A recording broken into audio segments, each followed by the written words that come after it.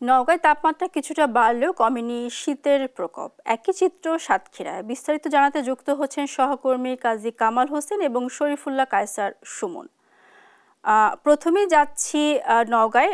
কামাল, জনজীবনে শীতের কি প্রভাব পড়েছে আমাদের জানাবেন। মারজানা, নওগাঁর পুরো এলাকাটা যেন ঢেকে আছে কুয়াশায়। সকাল থেকে সূর্যের দেখা নেই, কুয়াশাগুলো ঝরছে গুড়ি গুড়ি বৃষ্টির মতো।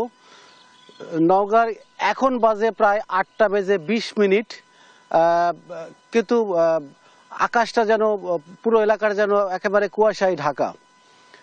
মারজানা, নওগাঁর বদলগাছি কৃষি আবহাওয়া অফিসের তথ্য মতে আজকের তাপমাত্রা 13 ডিগ্রি সেলসিয়াস, গতকালকে ছিল 10.4 ডিগ্রি সেলসিয়াস। তাপমাত্রা অফিস যেটাই বলুক না কেন, বাস্তবতা সেটি বলছে না। বাস্তবে কনকনে শীতের সাথে উত্তরের হিমেল হাওয়ায় নওগাঁয় জনজীবন যথেষ্ট বিপর্যস্ত হয়ে পড়েছে। আপনারা জানেন যে নওগাঁ কৃষি প্রধান এলাকা, এই সময় বোরো ধান রোপণের পুরো মৌসুম চলছে এবং এই সময় এই বোরো ধান রোপণের সময় পানিতে নেমে শ্রমজীবী মানুষদের এই বোরোর কাজ করতে হয়, কিন্তু প্রচণ্ড ঠান্ডার কারণে শ্রমজীবী মানুষরা মাঠে নামতে বেশ দেরি করছে। বিশেষ করে সকাল 8টা বা 9টার মধ্যে মানুষ মাঠে নামতেই পারছে না ঠান্ডার কারণে। আর আপনি জানেন যে শ্রমজীবী মানুষরা, বিশেষ করে রিক্সা চালক, ভ্যান চালকের অবস্থাও নওগাঁতে খুব একটা ভালো নয়। বিশেষ করে সকালের এই কুয়াশার কারণে এবং প্রচণ্ড ঠান্ডার কারণে সকালে রিক্সা চালক এবং ভ্যান চালকরা বিশেষ করে যাত্রী পাচ্ছে না, এবং যাত্রী না পাওয়ার কারণে বিশেষ করে শ্রমজীবী, বিশেষ করে রিক্সা চালক, ভ্যান চালকরা যারা টাকা দিয়ে ঋণ করে এই রিক্সা কিনেছে, তারা ঋণের কিস্তি পরিশোধের জন্য সমস্যায় পড়ছে। আমি নওগাঁর সদর হাসপাতালের কথা যদি বলি, নওগাঁ সদর হাসপাতাল সহ নওগাঁর অন্যান্য হাসপাতালেও শীতজনিত রোগীর সংখ্যা বেশ বেড়েছে। বিশেষ করে শিশু যারা আছে, ডায়রিয়া জনিত রোগের কারণে প্রচুর রোগী ভর্তি হয়েছে এবং এদিকে চিকিৎসা দিতেও ডাক্তারদের হিমশিম খেতে হচ্ছে। তো নওগাঁ থেকে শীত নিয়ে এই ছিল আমার কাছে সর্বশেষ তথ্য। আমি এখন সরাসরি চলে যাচ্ছি সাতক্ষীরার সহকর্মী সুমনের কাছে। সুমন, আপনি জানাবেন সাতক্ষীরায় শীতের কি অবস্থা? কামাল, উত্তরের সাথে পাল্লা দিয়ে সাতক্ষীরাতে অর্থাৎ দক্ষিণেও কিন্তু শীতের প্রকোপ বাড়ছে, কিন্তু সেই শীতের প্রকোপটি আসলে রাতে বাড়ছে। দিনে এমন অবস্থাটি হচ্ছে, মাঝে মধ্যে মনে হচ্ছে এটি বসন্তকাল। গরমও অনুভূত হচ্ছে দিনের যে সূর্যের আলো, সেই সূর্যের আলোতে।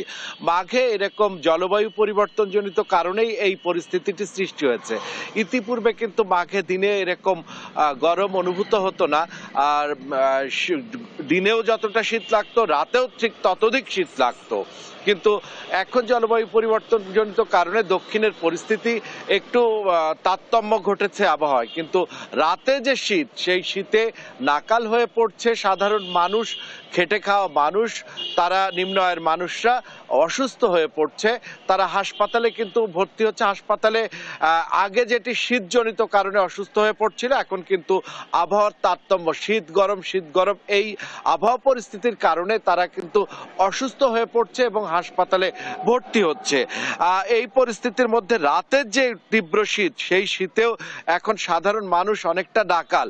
শ্রমজীবী মানুষ তারা কিন্তু অনেকেই এখনো পর্যন্ত শীতের পোশাক সেইভাবে পায়নি। আমি একজন ইজি বাইক চালক, 3 হুইলার চালক, তার সাথে কথা বলছি। কি পরিস্থিতি ভাই? শীত তো প্রচুর পরিমাণ।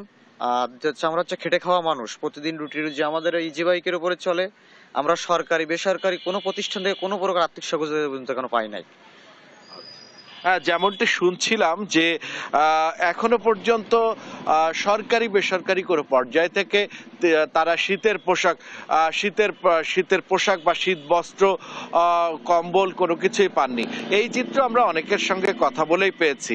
এই অবস্থায় অনেক আগে থেকে নাগরিকদের পক্ষ থেকে অনুরোধ ছিল যে শীতের আগে অগ্রহায়ণ মাসে অন্তত শীত বস্ত্র বা শীতের যে কম্বল, সেগুলো যেন দ্রুত মানুষের, বিশেষ করে সাধারণ মানুষের কাছে পৌঁছায়, কিন্তু সেটি এখনো পর্যন্ত চিত্রটি পৌঁছায়নি, এটাই আমরা দেখছি।